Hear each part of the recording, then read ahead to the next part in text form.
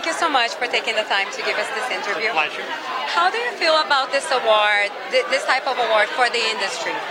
You know, I think it's a couple of things. To have librettists, and I'm a librettist, recognized in this way, is it reinforces the notion that there's this particular piece of a musical that most people don't talk about, and this is an opportunity for it to be sort of billboarded in a way.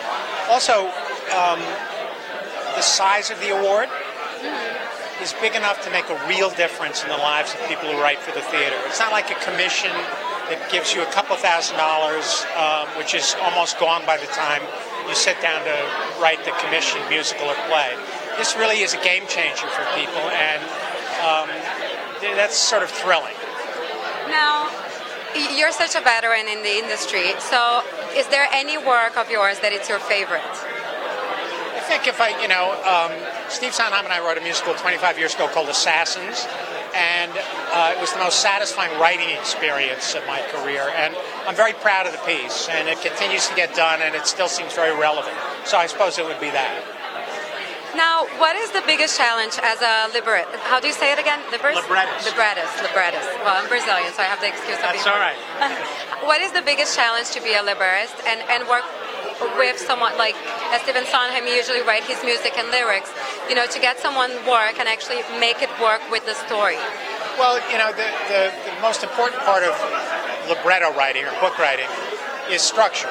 It's less about dialogue than it is about creating a kind of a playwright structure for the piece, and you then want to write scenes in such a way that they really will be absorbed by the composer and the lyricist and sort of inhaled and then exhaled as songs, because there's no reason for a musical to be a musical unless the most important story points are taking place inside the score.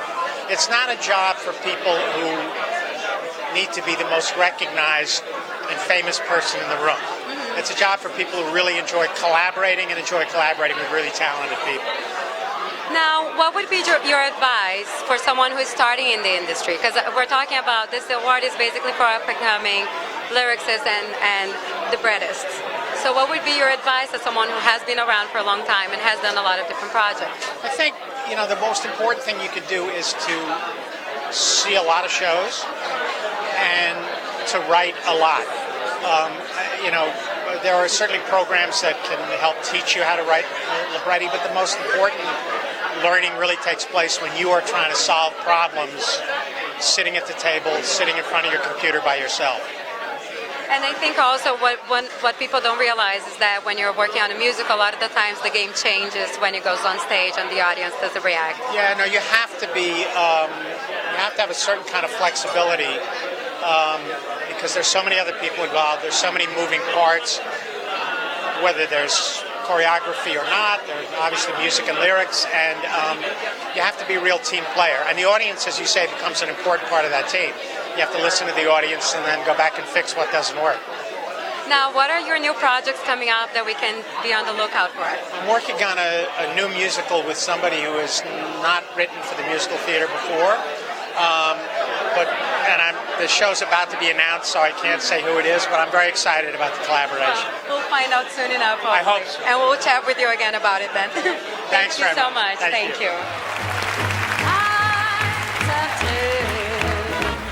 And we've often rewound the clock